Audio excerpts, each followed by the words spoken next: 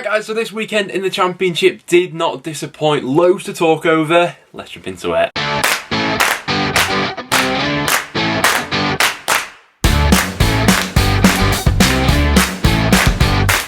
From controversial refereeing decisions to Barnsley picking up their first win in absolutely ages, we've got it all to go through today, as well as a potential managerial sacking which could be coming later down the line. In the second half of the video, we're also going to be going over our score predictions ahead of the midweek action, but without any further ado, let's jump into the games. So starting out with Huddersfield up against Sheffield United, this one finishing as a goalless draw in the end and surrounded by controversy, particularly due to that John Russell first half header which was ruled out. I think that if we were to sort of strip back that decision to its basis, what probably should have transpired here was Huddersfield being awarded the penalty. You know, the first action is Baldock bringing down Danny Ward in the end, Foderingham goes over him and so the referee rules out the goal. But from that aspect, and particularly from the angle that you see from behind the goal, yeah, Huddersfield were really quite harshly done over by that decision, and we had a few sort of dodgy decisions going on this weekend, particularly in the Championship. But in terms of the rest of the game, Sheffield United never quite seemed to get into full flow, but certainly had their chances. Lee Nichols once again with a fantastic performance in net for Huddersfield. That save, especially from the John Fleck chance, was absolutely sublime, and given real credit to Huddersfield, that's now their fourth consecutive clean sheet in all competitions. We saw Huddersfield in midweek at Preston grinding out the result. In this one, pretty unlucky with that decision and could have got a little bit more from it. But listen, the unbeaten run goes on for another week. Sheffield United still in a decent position to capitalise on the teams above them with all the games in hand they have, albeit that controversy will always sort of surround this game with that decision, won't it? And next up then, and probably to the result of the round, we had Barnsley beating QPR by 1-0. Barnsley have only won one of their last 27 Championship matches coming into this tie, and I mean, it was going to happen sooner rather than later. I think we said on the preview show on Friday as well that Barnsley will pull a result out of nowhere at some point in time, but I just didn't expect it to be this one. Now, QPR were really quite below par in this one, and to be fair, even on the run that QPR have gone on recently, and I've spoken to a few QPR fans about this over the last few weeks, they still hadn't been sort of completely firing on all cylinders, but the results just kept on rolling in, and so a result like this maybe won't come as too much of a surprise to everyone that has really had a deep dig into the QPR game so far this season. But even still saying that, I think that pretty much 99% of people had QPR down to win this game. The longer it went on at 0-0, I think that Barnsley's confidence probably grew, and Domingos Quino with the goal, we said in January it was a real coup for Barnsley to get him in for the rest of the season. A player with real quality, great strike from outside the box.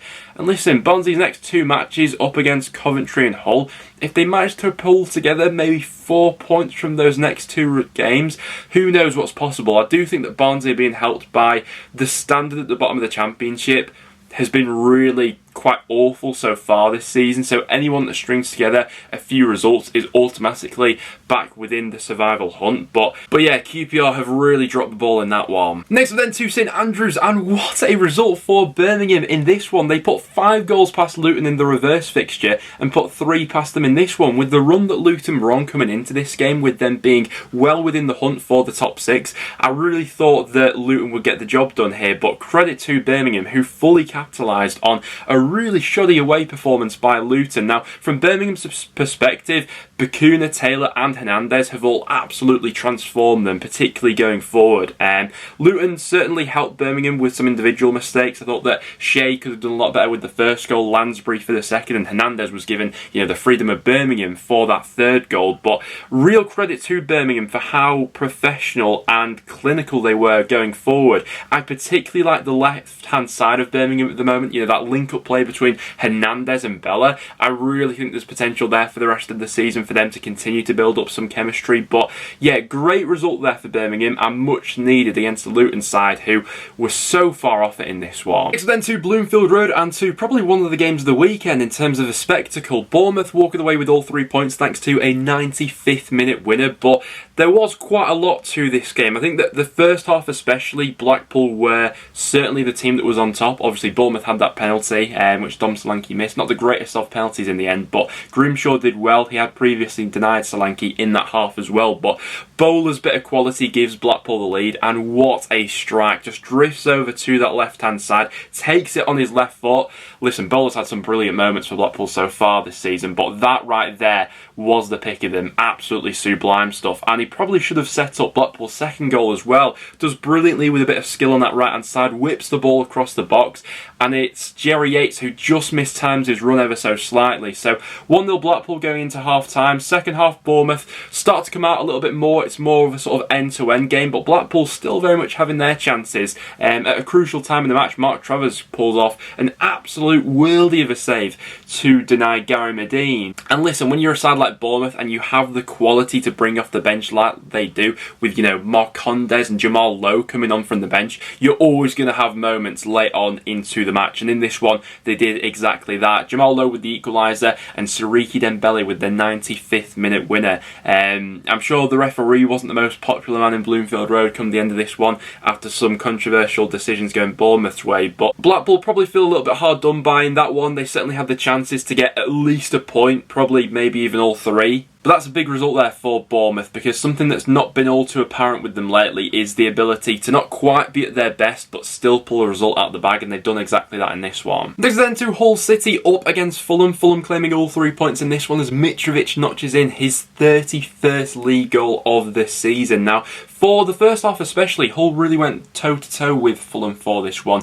Managed to keep them at arm's length, but the second half when Fulham just seemed to up the tempo a little bit and start to turn the screw. Brilliant ball in from the right-hand side from Nico Williams into Mitrovic, and he's always going to go ahead and put away those chances, isn't he? It's not been the easiest of starts to life for the new Hull manager so far, losing 3 of his opening 4 matches, and Hull still have some pretty difficult games coming up. They've got a midweek game away at Sheffield United, followed by an away trip to QPR as well. So some tough games coming up, albeit could have maybe snatched a point from this one, but Fulham's quality just shining through in the second half. Next up then to the Riverside, and what a game we had unfolding in this one as Middlesbrough put 4 goals past Derby in a 4-1 home victory. Now, a lot has happened between these two clubs off the pitch, and we're hopeful now that some resolutions have been made and that we'll get some good news with Derby coming soon off the pitch. But in terms of on the pitch, it was Borough who absolutely swept the floor with Derby in this one. The one play that we're obviously going to pick out from this game was Isaiah Jones, who was absolutely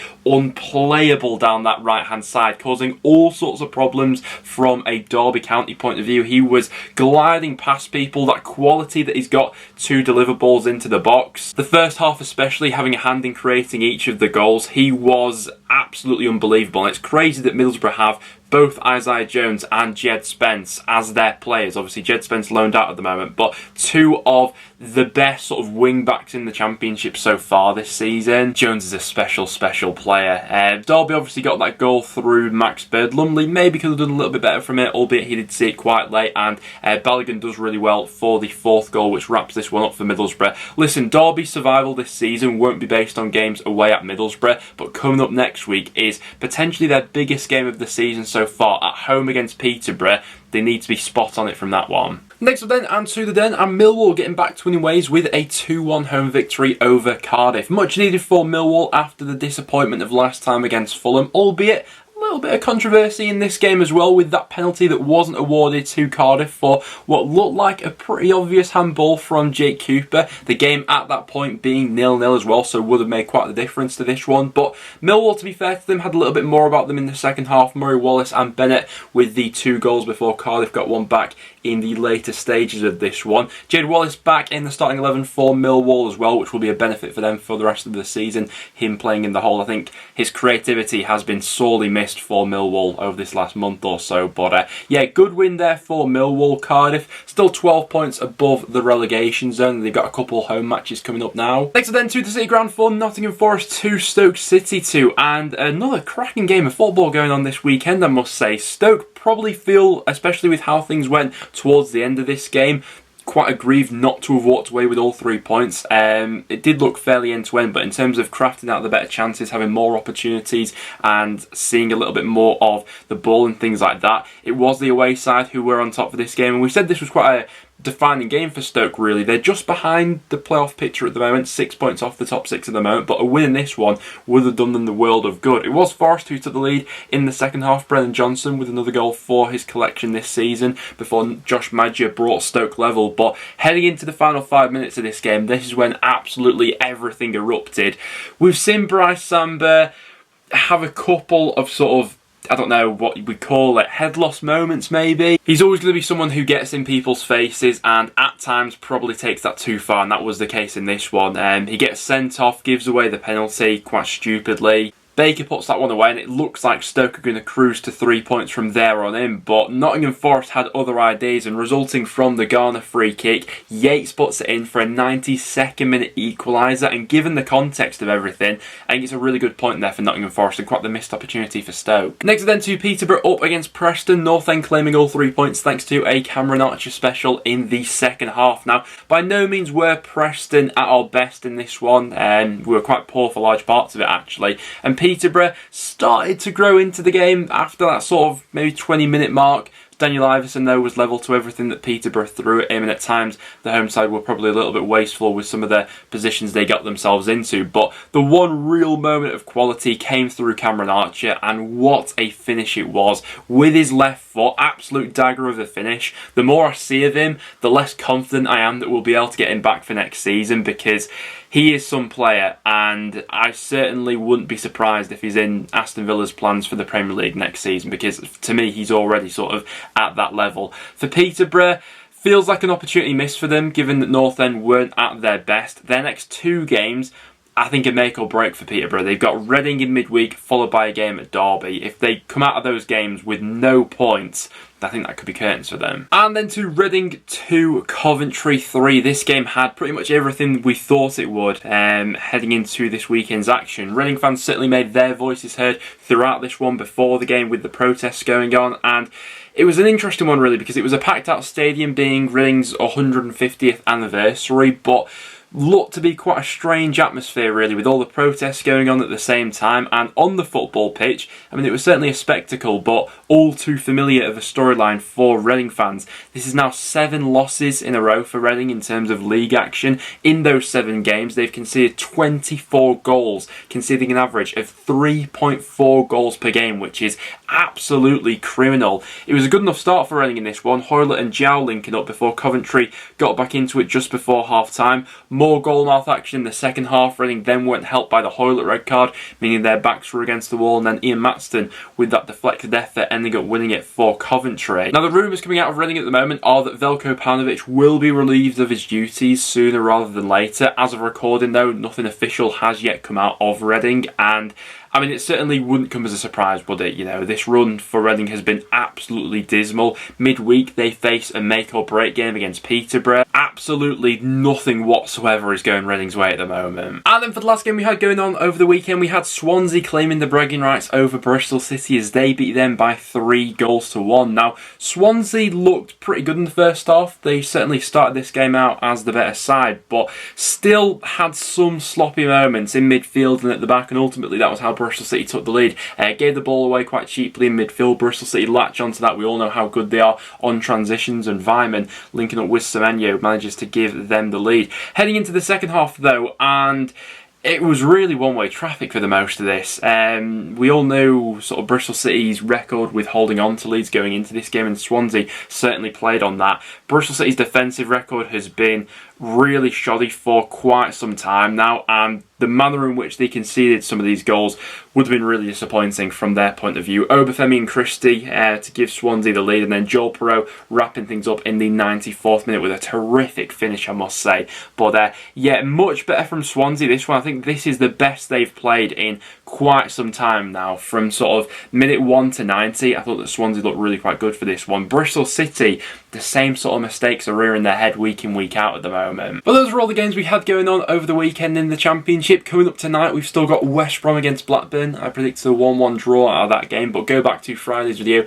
to check out my full preview. Now, without any further ado though, let's hop into my midweek score predictions. So into the midweek matches we go. We've only got 4 games to go ahead and preview in terms of the midweek selection. Starting out with Cardiff up against Coventry, and Cardiff may be a little bit unfortunate not to get anything over the line against Millwall. They have looked pretty good at home recently. I'm going to back them to get a point in that one. I'm going to say it's going to finish as a 1-1 draw, though Coventry certainly do bring their goal threat into that one. Millwall up against QPR. QPR, really quite a damning result in terms of the automatic promotion race over the weekend with that loss against Barnsley. An away trip to the Den isn't exactly the easiest of games to go ahead and bounce back in. I'm also going to go for a draw in that one. Going to say that one's going to turn out as a 1-1. Next up then to Bramall Lane for Sheffield United up against Hull. I think I've got to be back in the blades with that one. Hull on a bit of a sticky patch at the moment. Their fixtures have been pretty tough, and while Fulham just about got the better of them, I think away at Sheffield United, I've got to be back in the blades for that one. I'm going to go 2-0 Sheffield United. Then for the big one in midweek though, we've got Peterborough going up against Reading, and this game is so decisive for what happens to these two sides for the rest of the season, and it affects the other teams that are currently in and around the bottom of the table at the moment as well. I don't know why, but I've got a gut feeling that Reading may pull a result out of the bag in this one. If they make a decision, you know, later on today maybe with their manager, someone else is in the hot seat for this game, they may get a little bit more of a bounce, and they're always going to carry that goal threat coming into a game, even when their defence has been so shoddy lately. The majority of Peterborough's points this season have come in home matches, but for some reason, I just think that Reading may pull off an unlikely result in that one. So I'm going to go 2-1 Reading. But listen, honestly, anything can happen in that game. But those are my predictions heading into the midweek fixtures. I'd be very interested to get your guys' takes on all of these ones down below. But apart from that, that will wrap it up for today's video, guys. Thank you very much for tuning in, and I'll see you all in the next one.